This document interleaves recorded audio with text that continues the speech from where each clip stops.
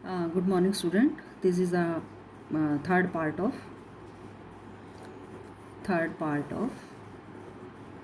our video. यानी कि इसमें हमने किया था कि फ़िलासफ़ी ऑफ द कॉन्स्टिट्यूशंस, यानी कि फ़िलासफ़ी क्या थी कॉन्स्टिट्यूशंस की।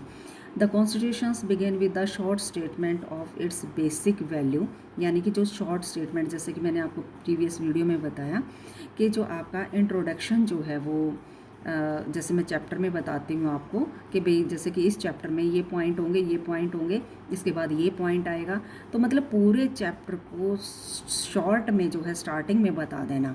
ठीक है, ये इसको हम प्रियम्बल बोलेंगे कॉन्स्टिट्यूशंस का, यानी कि शॉर्ट जो पॉइंट बताए गए थे।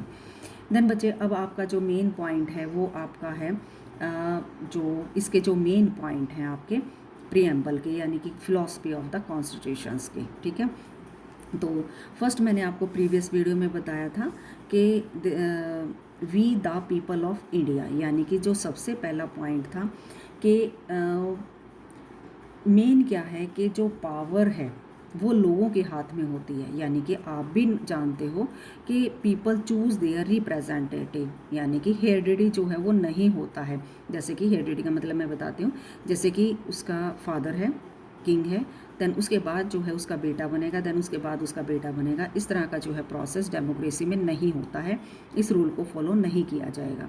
आपका जो प्रोसेस होता है ये आप भी नोन होंगे, आप 9th क्लास में हैं, कि जो है आप अपने रिप्रेजेंटेटिव को चूज़ करते हो और वही रिप्रेजेंटेटिव जो है वो आपके लिए वर्क करता है।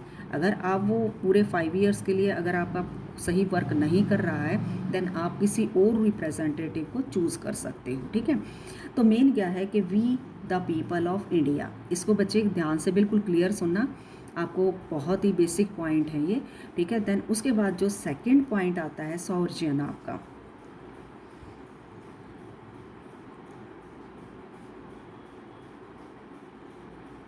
इसमें आपका क्या है कि people have supreme right to make decision और internal as well as external matter.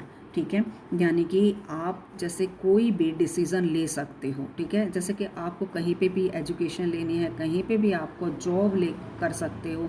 ठीक है, लेकिन वो आपके बच्चे, मैं आपको क्लियर बता देती हूँ, वो किसी सोसाइटी को मतलब हार्म ना करें। देन उसके बाद जो है गवर्नमेंट के रूल और रेगुलेशन के अकॉर्डिंग होना चाहिए, ये नहीं कि आप जो है वो सोसाइटी में डिस्टर्बेंस क्रिएट करें। ठीक है, people have supreme right to make decision और इंटरनल लेवल पे और एक्सटर्नल मैटर पे। ठीक है, तो no external power can dedicate the government of India, यानी कि जैसे कि दूसरी कंट्री का भी ये हो सकता है कि जैसे कि क्या है कि जो गवर्नमेंट है वो अपनी सिटीज़न के अकॉर्डिंग ही रूल करेगी। ठीक है, दूसरी कंट्री के प्रेशर में आकर वो वर्क नहीं करेगी। देन जो आपका थर्ड पॉइंट है वो है आपका सोशलिस्ट। इसमें आपका क्या है बच्चे, wealth is generated socially and should be shared equal by the society, यानी कि जो है जो वेल्थ है, जो पैसा है, वो एक के हाथ में एक्यूमुलेट नहीं होना चाहिए। यानी कि जो है आप देखिए, आप प्रॉपर्टी खरीद भी सकते हैं, आप उसको सेल भी कर सकते हैं, आप उनको जो है किसी भी चीज़ के लिए आप यूटिलाइज कर सकते हो। Government should regulate the ownership of the land and industry to reduce social economic inequality, यानी कि जो बनाया गया था, देखो मैं आपका थोड़ा सा और क्लियर बता देती हूँ ताकि आपको हायर क्लास में प्रॉब्लम ना हो। इंडस्ट्रियलाइजेशन जब एस्टेब्लिश हुआ था, यानी कि जब फैक्ट्रियाँ एस्टेब्लिश हुई थी, तो उस टाइम पे क्या था कि जो इंडस्ट्रीज जो पीपल थे उन्होंने जो है वर्कर्स की कंडीशन को बहुत ही बुरा कर दिया था, और क्या था कि पैसा जो था वो अपने हाथ में ले लिया था। तो इंडस्ट्रियलिस्ट जो लोग थे उनके पास ज़्यादा हो गया था और जो वर्कर थे वो बिल्कुल ही हो गए थे, यानी कि सोसाइटी जो है वो 2 पार्ट्स में डिवाइड हो गई थी, यानी कि रिच और पुअर में। ठीक है, तो क्या था, इस इनइक्वालिटी को दूर करने के लिए जो है गवर्नमेंट ने ये रूल बनाया था, ये जो है आपका पॉइंट प्रियम उसमें कॉन्स्टिट्यूशंस में ऐड किया गया था कि जो है वो सभी को जो है वो इक्वली राइट होगा। ठीक है, तो देन उसके बाद आपका बच्चे है आपका सेकुलर, ये आपके लिए बहुत ही ज़रूरी जानना।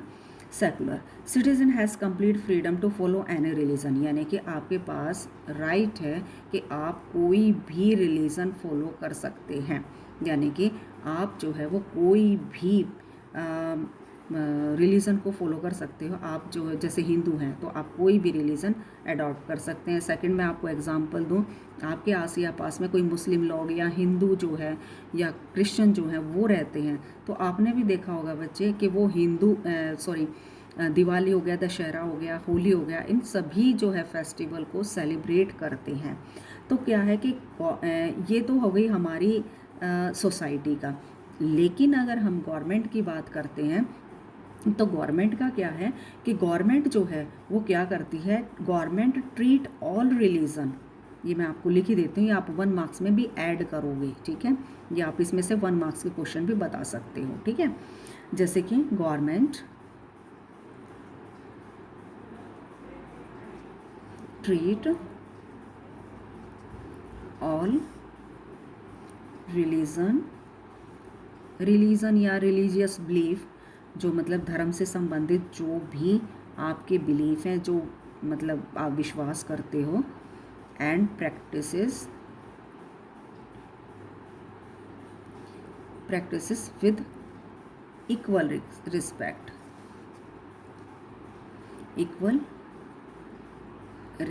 यानी कि गवर्नमेंट जो है वो सभी रिलीजन को इक्वली ट्रीट करेगी। मतलब कोई भी रिलीजन, आप देखोगे कि इंडिया जो है वो का कोई भी रिलीजन जो है वो खुद का नहीं है। जैसे कि आप सऊदी अरेबिया का एग्जांपल मैं आपको दूंगी, तो उसमें क्या है कि मुस्लिम रिलीजन जो है वो डोमिनेंट है। लेकिन अगर आप इंडिया की बात करेंगे तो उसमें क्या है कि हिंदू, मुस्लिम, सिख, ईसाई, जितने भी कास्ट के लोग हैं वो सभी अपने रिलीजन को फॉलो कर सकते हैं और कोई भी उनके बीच में डिस्क्रिमिनेशन नहीं किया जाता है। तो ये आपका सेकुलरिज्म हो गया। फर्स्ट मैं आपको बता देती हूँ, we the people of India, यानी कि पीपल जो है वो इंडिपेंडेंट है अपने रिप्रेजेंटेटिव को चूज़ करने में। देन उसके बाद है आपका सॉर्जन, यानी कि आप जो है वो कोई भी कंट्री या आपके इंटरनल या एक्सटर्नल अफेयर्स में इंटरफेयर नहीं कर सकता। सोशलिस्ट ये है कि इनइक्वालिटी जो है गवर्नमेंट अगर मतलब वो करती है, जैसे कि मैं आपको टैक्सेस का बताती हूँ, जिसके पास जितनी प्रॉपर्टी होती है, ठीक है, उसमें गवर्नमेंट जो है वो उतना ही टैक्स जो है वो पे करने के लिए प्रेशराइज करती है। अगर मान लो कोई हाई ये कहते हैं सोसाइटी में पीपल है, उनकी इनकम ज़्यादा है, तो उन्हें उतना ही जो है वो टैक्स पे करना पड़ता है। यानी कि गवर्नमेंट जो है वो रिच और पुअर के बीच में डिस्क्रिमिनेशन नहीं करती है। सेकुलरिज्म का कि इंडिया का अपना कोई भी जो है वो मेन रिलीजन नहीं है, वो सभी जो है वो रिलीजन को इक्वली ट्रीट करता है, ठीक है। कोई भी जो है ऐसा मतलब रिलीजन नहीं है जो कि अडॉप्ट किया गया हो, ठीक है। देन उसके बाद जो हमारा 5th पॉइंट आता है वो है आपका डेमोक्रेटिक।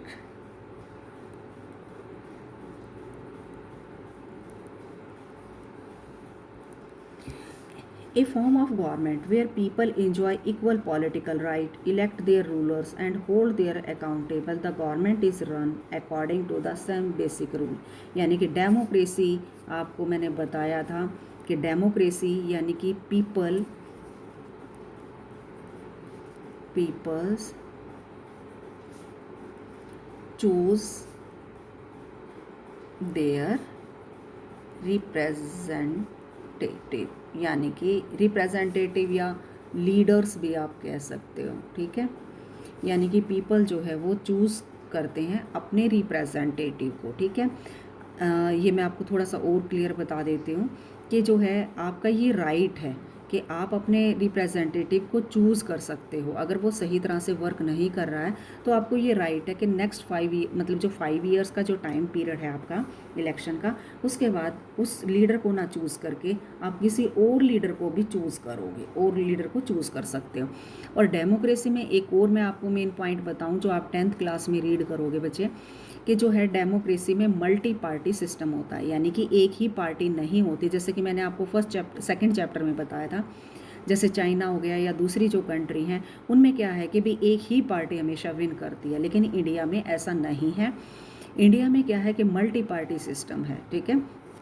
मैं लिख भी देती हूँ आपको, मल्टी पार्टी सिस्टम है जिसमें कि आपके पास बहुत सारे ऑप्शन होते हैं, आप किसी भी लीडर को चूज़ कर सकते हो और उनके सिंबल भी होते हैं, ठीक है। सिंबल वो इसलिए है कि ताकि जो अनएजुकेटेड पीपल्स हैं वो जो है अपना मतलब ईज़िली जो है वो मार्क को देखकर जो है, सिंबल को देखकर जो है आइडेंटिफाई कर सकें कि ये लीडर जो है इस पार्टी से बिलोंग करता है। तो आप जो है बच्चे, आप अपने रिप्रेजेंटेटिव को चूज़ कर सकते हो, ठीक है। देन उसके बाद है आपका Republic.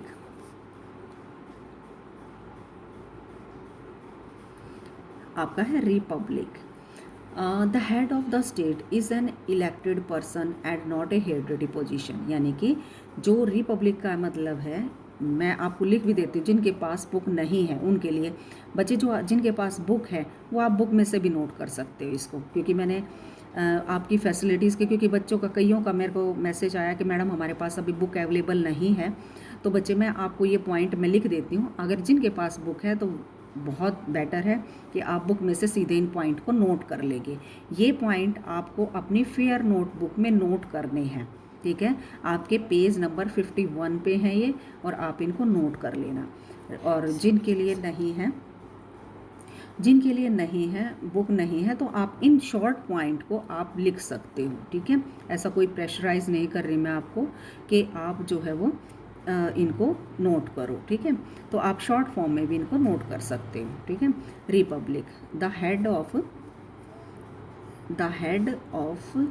The state is an elected person. मतलब जो हेड होगा स्टेट का, जैसे कि आपका सीएम है, ठीक है, अरविंद केजरीवाल है वो, और या कोई भी आपका जो एमएलए बनता है वो इलेक्टेड पर्सन होता है, यानी कि आपने चूज़ किया है उसको, एमएलए को, ठीक है। ठीक है, तो वो क्या होगा, इलेक्टेड पर्सन होगा, नॉट ए हेरिडिटरी पोजीशन। यानी कि ऐसा नहीं है कि भाई उसके फादर के बाद उसको ये पोजीशन मिली होगी। Person and not a hereditary position. तो ये बच्चे आप अपनी फेयर नोटबुक में लिखोगे, ठीक है। देन उसके बाद है आपका 7th पॉइंट, जस्टिस। जस्टिस में क्या है, citizen can not be discriminated on the basis of the मतलब कलर, कास्ट, जैसे मैं आपको बताया, ये मैं आपको लिख भी देती हूँ कि citizens can't be discriminated on the basis of, यानी कि कलर के, आप किसी भी कलर से बिलोंग क्यों ना करते हो, आप किसी भी कास्ट से बिलोंग क्यों ना करते हो, किसी भी मेल या फीमेल हो आप, ठीक है, या रिलीजन से बिलोंग क्यों ना करते हो, कि आपके साथ डिस्क्रिमिनेशन नहीं किया जाएगा। बच्चे आप खुद भी देखते हो कि जो है आप कोई भी कोर्ट में केस जाता है या आप कोई भी अपनी एफआईआर वो लॉन्च करवाते हो, तो उस क्या है कि आपसे डिस्क्रिमिनेशन नहीं किया जाता, सब आपकी कास्ट नहीं पूछी जाती, आपका कलर नहीं देखा जाता, आपका जो है वो आपकी बैकग्राउंड नहीं देखी जाती, ठीक है। तो अगर सभी जो रूल और रेगुलेशन बनाए गए हैं वो सोसाइटी के वेलफेयर के लिए बनाए गए हैं। देन उसके बाद है आपका जो 8 पॉइंट है वो है आपका liberty. There is a no unreasonable restrictions on the citizen in what they think, how they wish to express their thought and the way they wish to follow up their thought in action। यानी कि देखो कि आपको मैं एक simple example देती हूँ कि अगर आपने कोई भी रिप्रेजेंटेटिव को चूज़ किया है, ठीक है, अगर वो सही से वर्क नहीं कर रहा है तो आप मीडिया के थ्रू, जैसे आपने भी देखा होगा कोई भी ऐसा इशू हो जाता है, जैसे कोई भी है सोसाइटी में आपका कोई भी क्राइम हो जाता है या जिसके लिए गवर्नमेंट रिस्पॉन्सिबल होती है, तो क्या है कि आप उस गवर्नमेंट को क्रिटिसाइज़ कर सकते हो, उसकी आलोचना कर सकते हो, ठीक है। लेकिन वो ये है कि आप इंडिविजुअली नहीं, मतलब ये नहीं है कि भी आप ओपनली किसी भी जगह पे जाके उसको वो करोगे, लेकिन आपके पास लॉजिक होना चाहिए, आप अपने व्यू रख सकते हो, ठीक है। आपने मीडिया का देखा होगा, लाइव टेलीकास्ट भी देखा होगा कि जो है लोगों की जो जो प्रॉब्लम होती हैं वो मतलब लोग जो है वो बिल्कुल लाइव ही बताते हैं कि हमारे साथ ये प्रॉब्लम हो रही है और गवर्नमेंट इसमें कोई भी एफर्ट नहीं कर रही है, ठीक है। तो ये भी मैं आपको लिख देती हूँ। बच्चे आप इनको पूरा ना लिख के सुने ध्यान से, कई बच्चों का ये भी आएगा कि भी ये थोड़े से लेंदी हैं, तो बच्चे आप इसमें से मेन पॉइंट ही नोट करोगे, पूरे पूरे वर्ड नोट करने की ज़रूरत नहीं है। अगर आप पूरा नोट करना चाहते हैं तो वो बेटर है, लेकिन अगर आप नहीं करना चाहते तो इनमें से जैसे कि आपकी 6 या 7 लाइन है, तो उनमें से आपको सिर्फ 3 या 4 लाइन जो है वो नोट करनी है जिनका मीनिंग निकलता हो, ठीक है, तो वो आप नोट कर लेना। देयर आर नो अनरीजनेबल, यानी कि बिना किसी कारण के जो है वो रिस्ट्रिक्शंस, यानी कि पाबंदी जो है वो नहीं होनी चाहिए ऑन द सिटीजन, मतलब there is a no unreasonable restrictions on the citizen, ठीक है, आप इतना भी नोट कर सकते हो, ठीक है। देन उसके बाद है हमारा जो 9 पॉइंट आता है वो है equality. Equality, all the equal before the law, यानी कि जो है वो गवर्नमेंट जो है, ऑल द सिटीज़न, आप सीधा यही लिख सकते हो, all the citizen are equal before the law. आप सीधे सिंपल इसमें भी जैसे कि आप ऐसे भी लिख सकते हो, जैसे कि मैंने आपको शॉर्ट मैंने बता दिया है कि आपको इस तरह से जो है आप इन पॉइंट को नोट करोगे, पूरे ना नोट करके आप अपनी लैंग्वेज में भी इनको लिख सकते हो कि यानी कि कोई भी डिस्क्रिमिनेशन नहीं किया जाता है, चाहे वो कलर है, कास्ट है, सेक्स है, या फिर आप किसी भी रिच है या पुअर है, माइनॉरिटी ग्रुप में है या मेजॉरिटी ग्रुप में है, ठीक है। देन उसके बाद 10th जो पॉइंट आता है वो है हमारा फर्टेनिटी।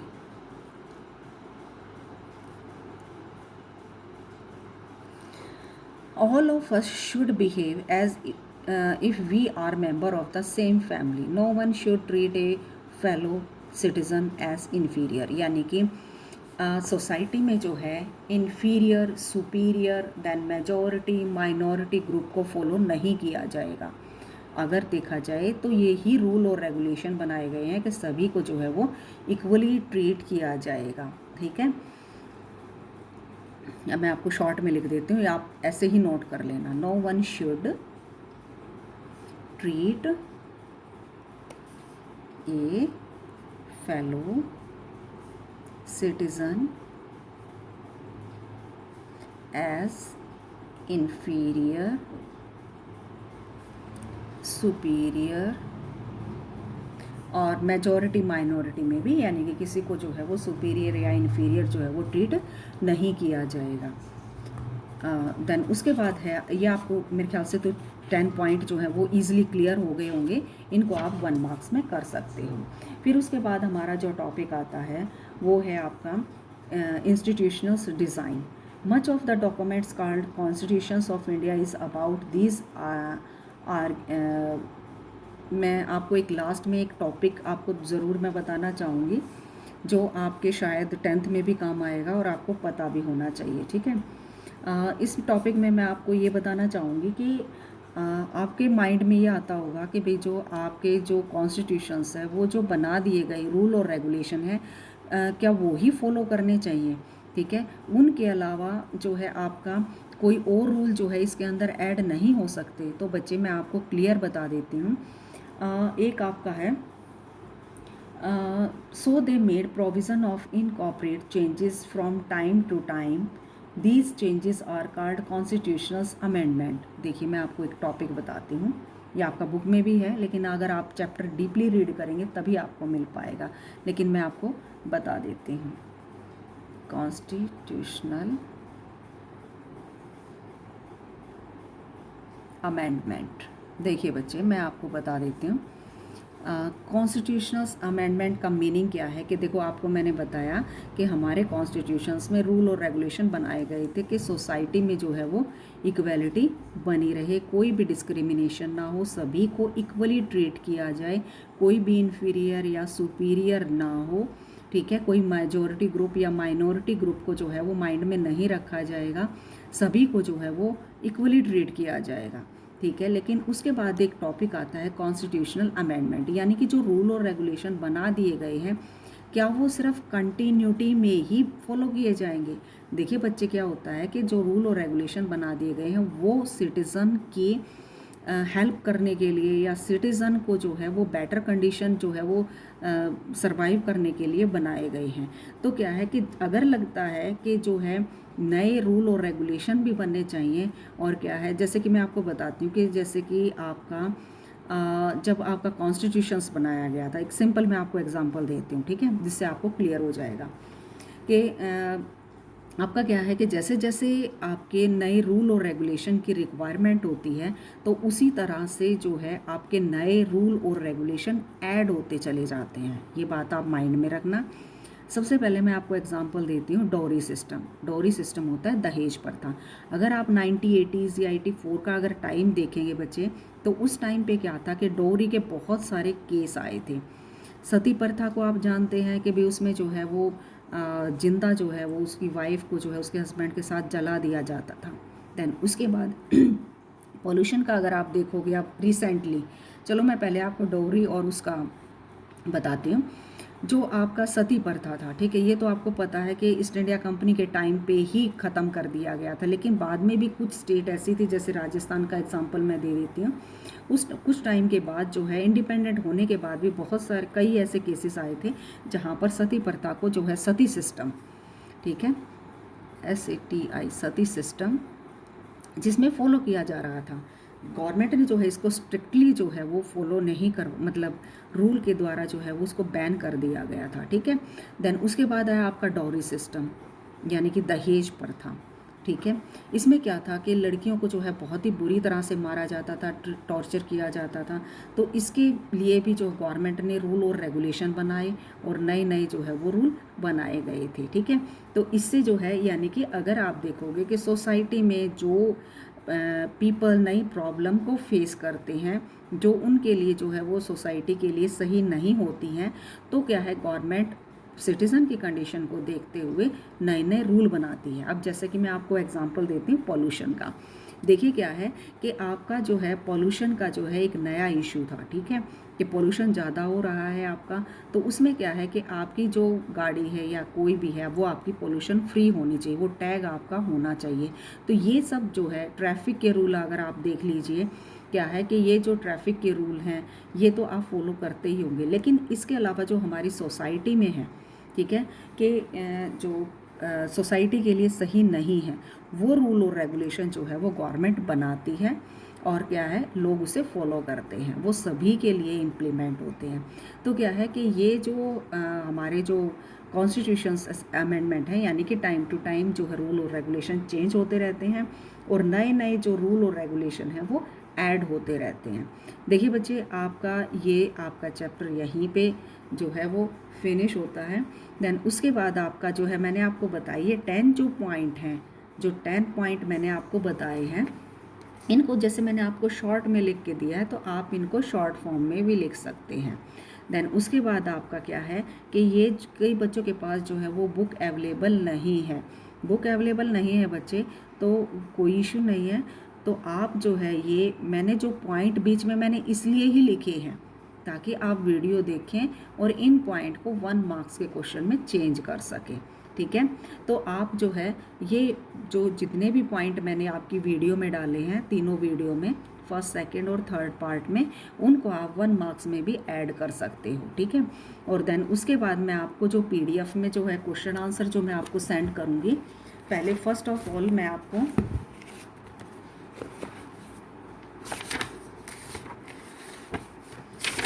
फर्स्ट ऑफ ऑल बच्चे जो मैं आपको बताती हूँ, ये है आपके इम्पोर्टेंस टर्म्स। ये आप या तो PDF में से नोट कर लीजिए, अगर आपके पास बुक है तो बच्चे आप ये जो हैं आपके ये जो आपकी ग्लोसरी या मेन पॉइंट्स जो दे रखे हैं, ठीक है, आप ये बुक में से नोट कर सकते हो, ठीक है।